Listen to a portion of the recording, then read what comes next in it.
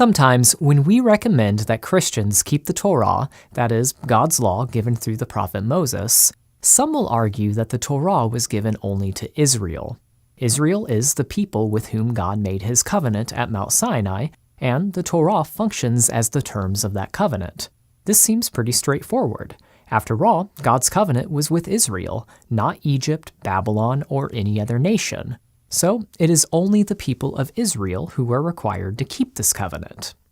However, many will then define Israel to mean only the ethnic descendants of Jacob. The result of this perspective is that the commandments in the Torah, such as the Sabbath, dietary laws, and festivals, apply only to the physical descendants of Jacob and not to Gentile followers of the God of Israel. In this teaching, we will explore this topic by looking at how the Bible defines Israel, how the Bible describes the identity and expectations of the sojourner who worships God, and what impact this has regarding the Torah's role in the lives of Gentile Christians. This teaching seeks to answer the question, should Gentiles keep the Torah too? We will argue that the answer to that question is yes. But to begin, let's consider the argument of someone who answers no. Christian author R.L. Solberg articulates why he thinks Gentiles are not required to keep God's commandments in the Torah. Here's what he says. Quote, "Whom does God say will be his treasured possession and a kingdom of priests and a holy nation?"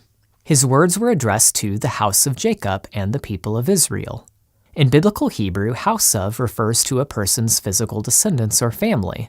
Thus, the phrase Labayat Yaakov, house of Jacob, is an explicit reference to the descendants of Abraham through Jacob. Thus, the phrase people of Israel in Exodus 19:3 is a synonym for house of Jacob. At Sinai, God entered into a covenant with the physical descendants of Jacob, who, through that covenant, become the nation of Israel. This is the ethnic group referred to in the Bible as the Israelites, and later known as the Jewish people. What Yahweh commanded in the Mosaic Law he required of Israel alone to set them apart from all the other peoples. So, according to Solberg, unless you are a physical descendant of Jacob, you do not have to keep the commandments of the Torah. But does the Bible teach this idea? Let's consider Solberg's argument, which can be put into the following syllogism. 1. God gave the Torah only to Israel. 2. Israel is the physical descendants of Jacob. 3. Therefore, God gave the Torah only to the physical descendants of Jacob. Regarding the first premise, it is true that God originally gave the Torah to Israel. However, what seems to be neglected by dispensationalists like Solberg is that God intended to make his Torah known to the whole world through Israel. The Torah was intended to be Israel's wisdom in the eyes of the nations. The prophets of Israel yearned for the day when the Gentiles would hear and obey God's righteous laws as the Torah went forth from Jerusalem. Isaiah prophesied that God's justice expressed in the Torah is how Israel shines forth her light to the Gentiles. Isaiah also looked forward to when the Gentiles would join themselves to Yahweh and keep his Sabbaths, and when God's house would be called a house of prayer for all peoples. These prophecies about the Gentiles joining Israel and obeying God's laws are fulfilled in the Great Commission. The apostles were commanded to make disciples of all the nations and to teach them to observe all that Yeshua commanded, which included his instructions to observe even the least of the Torah's commandments. So, although God did give the Torah to Israel, the Torah was not meant to stay with Israel only. Through Israel, and ultimately through Israel's Messiah, God made his righteous laws known to the whole world. One of God's goals with the Torah was to reach all the nations so that they would join Israel in worshiping and obeying him. Thus, the first premise of Solberg's argument is incomplete. God gave his Torah to Israel, and through Israel to all nations. Now let's focus on the second premise, which is that Israel is made up of only the physical descendants of Jacob. Is that true? What happens when a Gentile aligns himself with Yahweh through faith? Is he excluded from worshiping Yahweh fully because he is not a physical descendant of Jacob? Is a Gentile's responsibility toward God as a believer different from a Jew's? Dispensationalists say yes, but is that what the scriptures say? The Bible does not say that Israel is made up of only the physical descendants of Jacob. Granted, in the Old Testament, most of the members of Israel were ethnic descendants of Jacob. but the Bible is clear that Israel was not exclusive to ethnic descendants of Jacob, as the scholar R.L. Watson remarks. Quote, "From the Exodus onwards, we begin to find Gentiles being included into that body of people, that is Israel, as a partial fulfillment of the promise made to Abraham that in him all the families of the earth shall be blessed. As these Gentiles joined the people of Israel, they experienced and shared in their covenant blessings. Moreover, not only were the same rights afforded to them, the same obedience and faithfulness was expected of them." Let's examine some passages that show how Israel includes more than just the physical descendants of Jacob. A mixed multitude.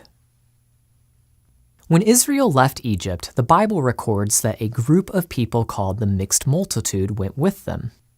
Exodus 12 verses 37 through 38. "And the people of Israel journeyed from Ramesses to Sukkot, about 600,000 men on foot, besides women and children. A mixed multitude also went with them, and very much livestock, both flocks and herds." This mixed multitude refers to people who were not ethnically descended from Jacob. These people left Egypt with the ethnic descendants of Jacob and were incorporated into the broader people of Israel. The scriptures later refer to this group of people as sojourners, strangers, or aliens, as Christian scholar Douglas Stewart remarks. Quote, "This verse confirms that the Israelites of the Exodus and thereafter were actually a mixed people ethnically, something that most Christians are unaware of. The verse would best be translated as follows, quote, "A huge ethnically diverse group also went with them, and very many cattle, both flocks and herds." To what was Moses referring? To the fact that many other persons who were not descended from Abraham or Israel joined the Israelites as they left Egypt. These people had observed the miraculous work of Yahweh, Israel's God, and had become convinced that conversion to him and life among his people would represent their best hope for the future. So, in Exodus 12 verses 37 through 38, we see that the people of Israel who left Egypt were comprised of not only ethnic descendants of Jacob, but also many others who were not ethnically descended from Jacob. This fact has significant implications regarding whether Gentiles should keep the Torah. How so? Because the same mixed multitude stood at the foot of Mount Sinai to receive the covenant, along with the physical descendants of Jacob. They were part of the group who said, "All that Yahweh has spoken, we will do." For more on this mixed multitude, see our teaching, What Was the Mixed Multitude? Even R.L. Solberg is forced to admit that this mixed multitude was with the descendants of Jacob when Israel received the Torah. Nevertheless, he dismisses this fact as insignificant and maintains that it was still only the ethnic descendants of Jacob who were given the Torah. Quote, "Regardless of the ethnic makeup of the Sinai attendees, as we saw above, Yahweh made his covenant exclusively with the descendants of Abraham through Jacob. Despite who else may have been at Sinai, God's words in Exodus 19 make it clear that the criteria of eligibility in his promise, the people with whom he was making this covenant, were the descendants of Jacob. So, it does not matter that the people of Israel who left Egypt included a mixed multitude. According to Solberg, this fact does not mean that Gentiles who worship Yahweh should keep the Torah, because Israel is only physical descendants of Jacob by definition. Gentile believers were not invited into this covenant relationship. But do the scriptures bear this out? No, they do not. Who is Israel? The issue comes down to this. For dispensationalists, Israel has a very narrow definition. It means only ethnic descendants of Jacob. As we saw earlier, Solberg bases this definition of Israel on passages where the term Israel is equated with the house of Jacob. But is this term really so narrow? Besides the example of the mixed multitude, is there anywhere else in Scripture where Israel includes Gentiles? Does Scripture ever say that people who are not ethnic descendants of Jacob can be covenant members? Consider the following passages. Deuteronomy 29, verse 1. These are the words of the covenant that Yahweh commanded Moses to make with the people of Israel in the land of Moab, besides the covenant that he had made with them at Horeb. This verse introduces an interesting section of Scripture. Here, Moses calls on the new generation of Israelites to commit to the covenant. This is not a new covenant, but a renewal of the previous covenant, as scholar Daniel Block explains. Quote, "What is happening on the plains of Moab is not the establishment of a new covenant, but the renewal of the original covenant first made with Abraham and then established with Israel at Sinai." Since the people standing before Moses were not involved in the proceedings at Horeb 40 years earlier, these procedures are necessary to bind this generation to the covenant ratified at Horeb, and to ensure that they enter the promised land as the covenant people of Yahweh. So, this new generation of Israelites is being invited into a covenant relationship with God, which is the Sinai covenant renewed. Significantly, Moses explicitly identifies the people with whom God is making this covenant. The people involved in this covenant renewal ceremony include not only physical descendants of Jacob, but also the sojourner. Deuteronomy 29 verses 10 through 15. "You are standing today, all of you, before Yahweh your God, the heads of your tribes, your elders, and your officers, all the men of Israel, your little ones, your wives, and the sojourner who is in your camp, from the one who chops your wood to the one who draws your water, so that you may enter into the sworn covenant of Yahweh your God, which Yahweh your God is making with you today, that he may establish you today as his people, and that he may be your God as he has promised you, and as he swore to your fathers, to Abraham, to Isaac, and to Jacob. It is not with you alone that I am making this sworn covenant, but with whoever is standing here with us today before Yahweh your God, and with whoever is not here with us today." As we can see from this passage, the people of Israel are called to accept the covenant and be God's people. The sojourner is explicitly included among those who are being established as God's people in this passage. Here, sojourners are as much a part of the covenant as the physical descendants of Jacob. This offer also extended to, quote, "whoever is not here with us today," that is, to future generations who would accept this covenant. Whoever accepted this offer to enter this covenant relationship took on the responsibility of living according to God's commandments. Deuteronomy 29 verse 9, "Therefore keep the words of this covenant and do them, that you may prosper in all that you do." Another passage that helps us see that sojourners are included among the people of Israel as covenant members is found in Joshua chapter 8. As Joshua was leading the people into the land, they performed a covenant reaffirmation ceremony. Here is what the passage says. Joshua 8 verses 30 through 35. "At that time Joshua built an altar to Yahweh, the God of Israel, on Mount Ebal, just as Moses the servant of Yahweh had commanded the people of Israel, as it is written in the book of the law of Moses, an altar of uncut stones upon which no man has wielded an iron tool. And they offered on it burnt offerings to Yahweh and sacrificed peace offerings. And there, in the presence of the people of Israel, he wrote on the stones a copy of the law of Moses, which he had written. And all Israel, sojourner as well as native-born, with their elders and officers and their judges, stood on opposite sides of the ark before the Levitical priests who carried the ark of the covenant of Yahweh, half of them in front of Mount Gerizim, and half of them in front of Mount Ebal, just as Moses the servant of Yahweh had commanded at the first, to bless the people of Israel. And afterward he read all the words of the law, the blessing and the curse, according to all that is written in the book of the law. There was not a word of all that Moses commanded that Joshua did not read before all the assembly of Israel, and the women, and the little ones, and the sojourners who lived among them. Here we see that all Israel rehearsed the blessings and curses of the covenant to reaffirm their commitment to God, and, once again, the sojourner is fully included in this ceremony. To drive this point home, let's consider one more passage. In Deuteronomy 26, Moses instructed the people of Israel that, after they enter the land, they are to recite a formal liturgy when they present their first fruits offerings at the tabernacle. Here's what Moses said to do. Deuteronomy 26, verses 5 through 11. "And you shall make response before Yahweh your God. A wandering Aramean was my father, and he went down into Egypt and sojourned there, few in number, and there he became a nation, great, mighty, and populous. And the Egyptians treated us harshly and humiliated us and laid on us hard labor. Then we cried to Yahweh, the God of our fathers, and Yahweh heard our voice and saw our affliction, our toil, and our oppression. And Yahweh brought us out of Egypt with a mighty hand and an outstretched arm, with great deeds of terror, with signs and wonders. And he brought us into this place and gave us this land, a land flowing with milk and honey. And behold, now I bring the first of the fruit of the ground, which you, O Yahweh, have given me. And you shall set it down before Yahweh your God, and worship before Yahweh your God. And you shall rejoice in all the good that Yahweh your God has given to you and to your house, you and the Levite and the sojourner who is among you.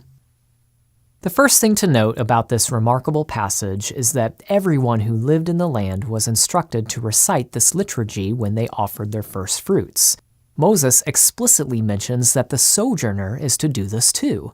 This liturgy acknowledges the covenant blessings of God given to Abraham's descendants, which the sojourner likewise recites. The sojourner is to call Jacob his father.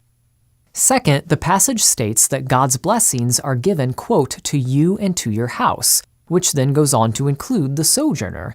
Thus, those who are not part of the house of Jacob are nevertheless fully included in the covenant blessings. Isaiah 14 corroborates this.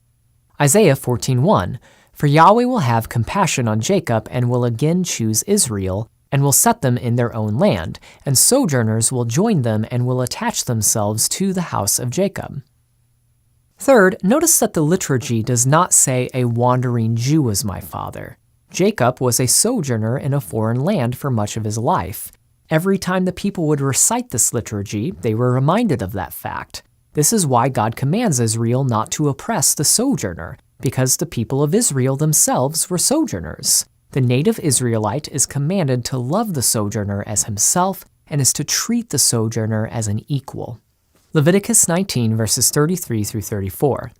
When a stranger sojourns with you in your land, you shall not do him wrong. You shall treat the stranger who sojourns with you as the native among you, and you shall love him as yourself, for you were strangers in the land of Egypt. I am Yahweh your God. While the nation of Israel came from Jacob's physical line, the blessings of the covenant were not meant for Jacob's physical descendants only. They were also meant for all the families of the earth, who would be blessed by their connection to Abraham's descendants. That is why the sojourner who attaches himself to Yahweh by faith is included in Israel's covenant responsibilities and privileges. The sojourner, an analogy for the believing Gentiles. These passages about how the sojourner can be a covenant member of Israel provide a good analogy for how we should think about Gentiles coming to faith in Israel's Messiah. In the New Testament, Paul wrote that the Gentiles coming to faith in the Messiah become part of the commonwealth of Israel. Ephesians 2 verses 11 through 13 and verse 19. Therefore remember that at one time you Gentiles in the flesh, called the uncircumcision by what is called the circumcision, which is made in the flesh by hands, remember that you were at that time separated from Christ, alienated from the commonwealth of Israel, and strangers to the covenants of promise, having no hope and without God in the world. But now in Messiah Yeshua, you who were once far off have been brought near by the blood of Christ. So then you are no longer strangers and aliens, but you are fellow citizens with the saints and members of the household of God. In this passage, Paul says that the Gentile believer in Messiah used to be alienated from the commonwealth of Israel and was a stranger to the covenants of promise. Now, through Messiah, the Gentile has been brought near by Messiah's blood. He now is a fellow citizen and member of God's household. He is no longer alienated from God's covenants. Thus, the Gentile believer in Messiah is fully included in the blessings and responsibilities that come with being a covenant member. That is what is understood by the commonwealth of Israel. The Greek word for commonwealth, politeia, means the overall project of common life, including programs of education, the organization of labor and leisure, moral rules, etc. In Messiah, the Gentile believer is fully included in Israel. He shares in Israel's identity, blessings, and responsibilities.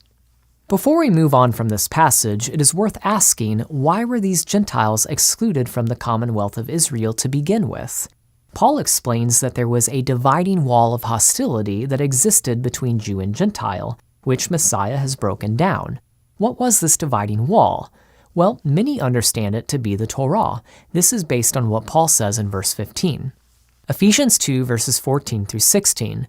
For he himself is our peace, who has made us both one and has broken down in his flesh the dividing wall of hostility by abolishing the law of commandments expressed in ordinances, that he might create in himself one new man in place of the two, so making peace, and might reconcile us both to God in one body through the cross, thereby killing the hostility. It would be overly simplistic to interpret verse 15 as referring to the Torah itself, since the word law there is qualified by the constructions of commandments and expressed in ordinances. According to the scholar Lionel Windsor, quote, "The qualifications perform more than a descriptive function. Rather, they perform a defining function. They specify what would otherwise be ambiguous."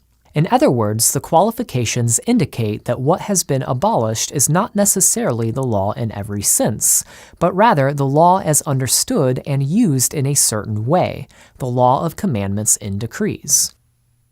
These qualifications have a significant impact on how this phrase should be understood. They function to define the law more specifically as a particular understanding and use of the law. In light of the precise language, then, Paul seems to be referring to man-made laws that are derived from a misapplication of the Torah. It is worth noting that the word translated commandments sometimes refers to man-made orders. John 11:57 uses this term to refer to the orders given by the Pharisees. Acts 17:15 uses this term to refer to Paul's command for Silas and Timothy to come to him. Moreover, the word translated ordinances almost exclusively refers to the decrees of earthly leaders or rulers.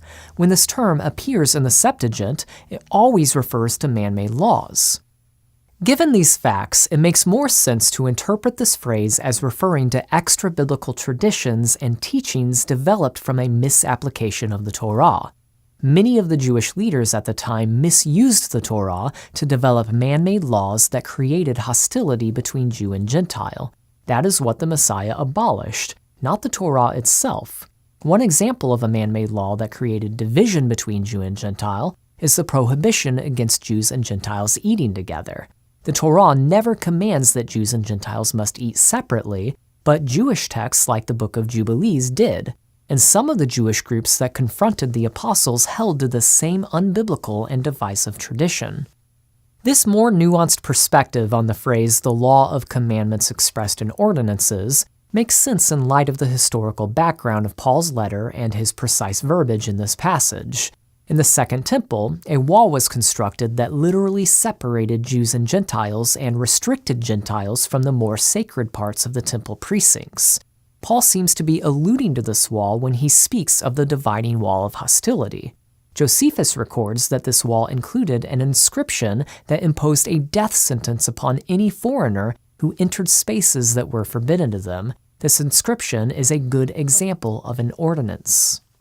It is essential to recognize that God did not command this wall in the temple to be built. In fact, he allowed any foreigner who desired to draw near to him the same access to his presence that the native Israelite had. This wall was built by men in order to restrict Gentiles from God's presence. Interestingly, the logic behind constructing this wall is based on a misapplication of Numbers 1 verse 51, which commands the Levites to execute any outsider who comes near the tabernacle. This command in Numbers was intended to prevent anyone from approaching the tabernacle in an unauthorized way, but Jewish leaders in the first century misapplied this commandment to prohibit Gentiles from fully participating in worship at the temple. Given this background,